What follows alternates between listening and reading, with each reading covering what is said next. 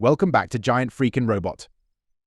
Star Wars gets all the credit for launching modern science fiction movies, but it wasn't released until 1977. By then, serious sci-fi was already exploding and had been flooding theaters since the beginning of the decade. Unfortunately, the mega success of Star Wars overshadowed everything and erased many of the wins the genre had already earned. Now, much of the good science fiction of the 1970s is on the verge of being forgotten. But thanks to the increased access of streaming, the best of these movies is still available and worth watching. And in a few seconds, we're going to tell you which ones still have value and why you should make it a point to stream them. Stick around to the end of this video, and we'll give you a ranked version of this list to help you prioritize where to start. First, these are the most often overlooked 1970s sci-fi movies that are still worth watching, in order by which was released first.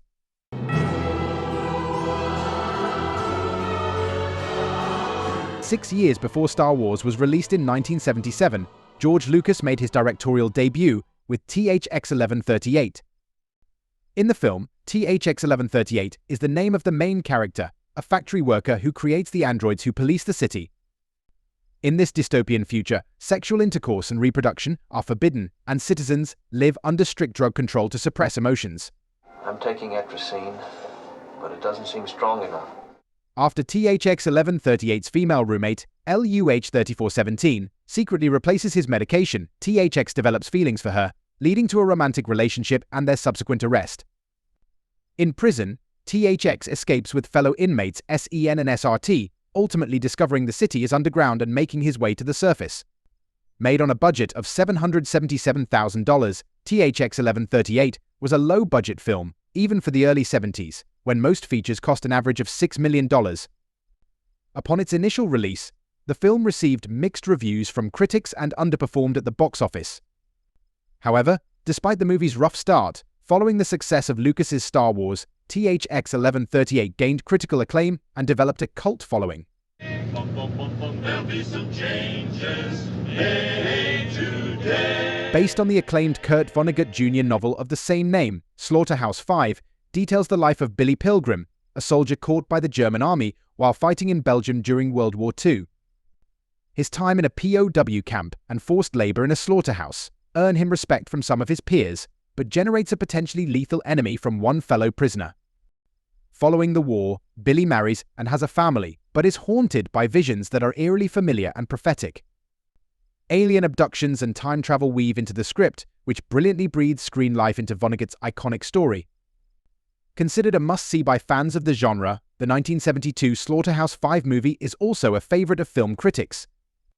While the film version of the Vonnegut novel did not enjoy the commercial success of the book, Slaughterhouse-Five had a great showing at the Cannes Film Festival, and it earned a Golden Globe nomination for the film's top-billed actor, Michael Sachs.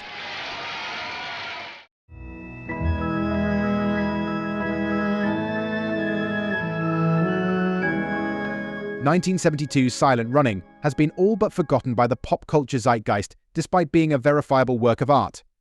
Certain VFX sequences in the film were actually repurposed from unused footage meant to be in 2001: A Space Odyssey, including stunning shots of Saturn hanging in the distant reaches of space. The film also contains drone models that would go on to inspire George Lucas' design of R2-D2 in Star Wars. Let the Wookiee win. Silent Running centers on a future dystopia wherein all plant life has gone extinct on Earth. As a result, cargo spaceships have been enlisted to grow plants in space under massive greenhouse conditions. One such greenhouse, the Valley Forge, remains docked outside of Saturn's orbit, where Bruce Dern's Freeman Lowell works as a deep space ecologist. When Lowell is called on to jettison all the plant life from the ship, he revolts, killing the crewmen who attempt to get in his path.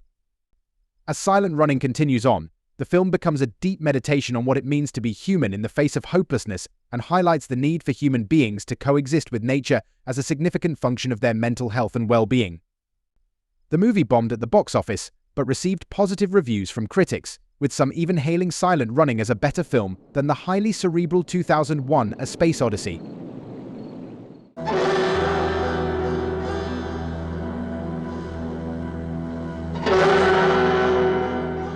Long before it was on HBO, Westworld was a 1973 sci-fi western with Yul Brynner in the lead role as the gunslinger. Your move. The film was an experiment of sorts, with novelist Michael Crichton directing the film, writing the screenplay and authoring a novelization which was released in conjunction with the movie. Like the modern revamp on HBO, Westworld is the story of a theme park which recreates historical settings using human-like robots. When the technology malfunctions, the robots go on a killing spree, and the park's guests end up trying to escape. Brinner is the real highlight of the movie as a seemingly unstoppable killing machine, not unlike the Terminator.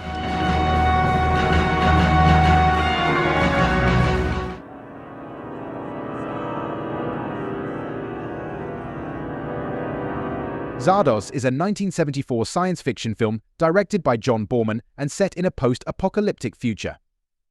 In this world, the brutish exterminators oppress the masses and worship a giant flying stone head called Zardoz that spews guns and dictates that they kill to reduce the population. Sean Connery stars as Zed, an exterminator who discovers the truth behind Zardoz and the fabricated society ruled by the Eternals, a group of immortals who live in a secluded utopia. The Eternals, weary of their immortal existence, manipulate the exterminators for population control. Zed's arrival disrupts their static society, leading to revelations, chaos, and ultimately transformation for both the mortals and immortals. Sean Connery, fresh from his tenure as James Bond, delivers a striking performance as Zed and appears in a notably unconventional costume. Charlotte Rampling co-stars as Consuela, an Eternal who plays a significant role in Zed's awakening. Despite its originality, Zardoz received mixed reviews upon its release, criticized by some for its convoluted plot and eccentric execution, but praised by others for its boldness and philosophical undertones. Over time, the film has gained a cult following, appreciated for its unique take on dystopian cinema and its audacious artistic vision.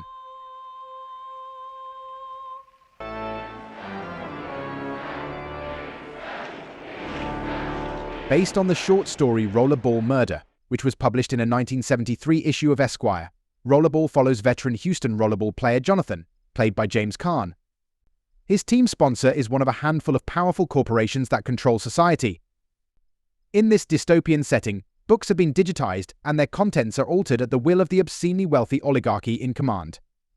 One of the oligarchs, Energy Corporation executive Mr. Bartholomew, approaches Jonathan and offers him a very generous retirement package if Jonathan will announce his retirement during an upcoming rollerball bout. Jonathan refuses, creating a battle of wills between an aging rollerball player and one of the most powerful men in the world. To try and force Jonathan into retirement, Mr. Bartholomew foments rapid rule changes to the sport, making it more violent. Eventually, these changes will have deadly consequences for several of the players. Produced on a budget of $6 million, Rollerball was a big moneymaker for United Artists. By the end of its theatrical run, Rollerball brought in an astounding $30 million in box office receipts, the equivalent of $177 million in 2024. Within a decade, the film garnered a new generation of fans when it was released as a huge hit on multiple home video formats.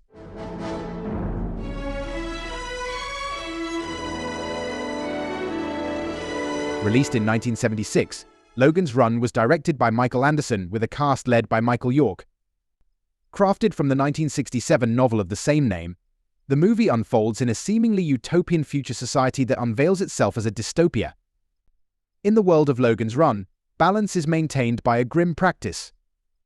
Everyone reaching the age of 30 is systematically terminated to manage population and resource consumption. The narrative revolves around Logan 5, a Sandman tasked with ending those who attempt to escape death, but now faces the prospect of his own termination. But I had 4 more years. The consensus among critics at the time was that they enjoyed the feature for its outlandish storyline and silly execution, but that it shouldn't be taken too seriously. Logan's Run received acclaim for its visual effects, earning a Special Academy Award and 6 Saturn Awards, including Best Science Fiction Film. Logan's Run cost producers about $8 million to make, and it brought in a whopping $25 million at the box office, more than tripling its budget.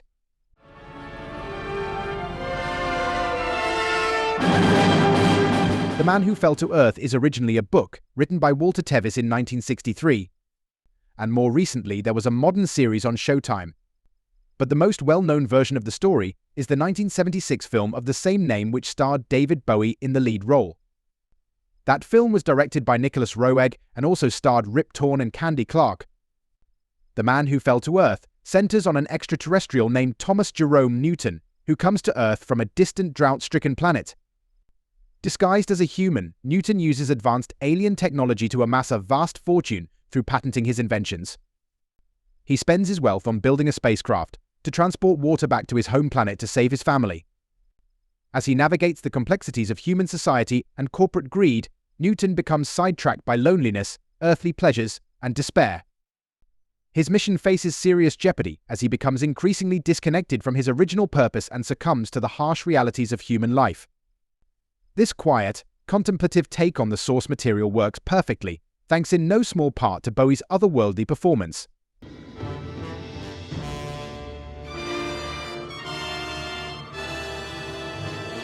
It is a rare thing for a remake to be able to surpass the original version of a movie that was already popular. So it says something pretty incredible that Donald Sutherland's 1978 version of Invasion of the Body Snatchers has become the definitive take on the classic story. In addition to Sutherland, the movie co-stars Star Trek's Leonard Nimoy Hold on. Come on, just hold on. and Jeff Goldblum. The story focuses on an invasion of aliens from another planet that wind up scattered around the Earth in a form resembling plant-like pods. In actuality, these pods contain aliens which target humans when they are sleeping, to kill and replace them with a clone that appears identical in every way, except the copies lack humanity.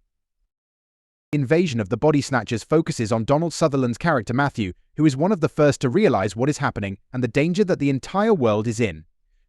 Anyone who has seen the movie will remember the iconic scene of the main characters encountering a body snatching gone wrong, resulting in a dog with a human face. Invasion of the Body Snatchers is a bleak film, with Donald Sutherland's character eventually realizing how little opportunity there is for humanity to survive this invasion.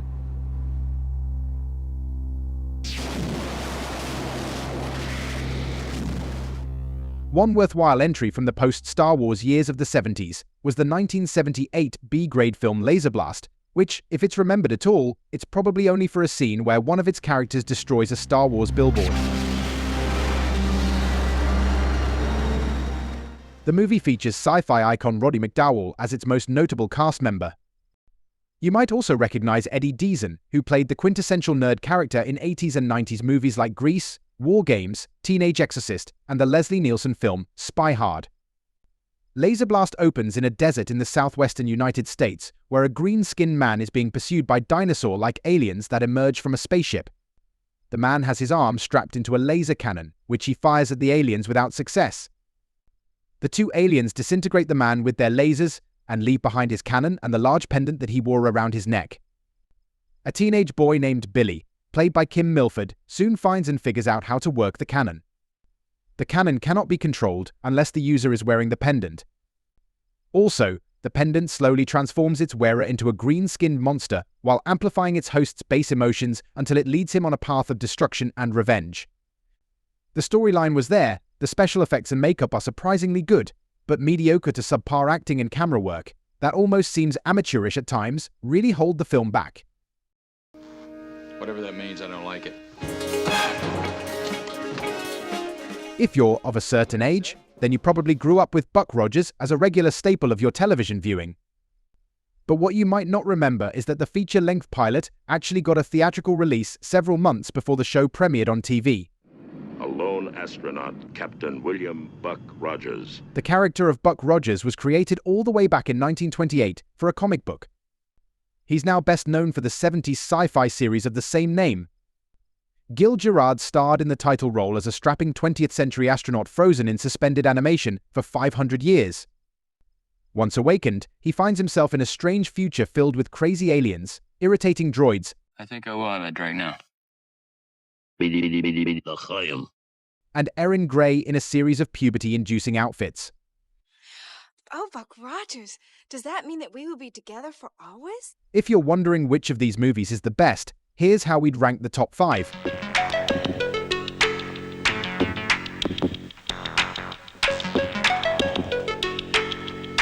So, if you're looking for a place to start watching, begin with one of these films. And, if you're not sure where to stream any of these movies, visit the description on this video for a link detailing how to find them. As long as you're clicking things, why not tap the subscribe button?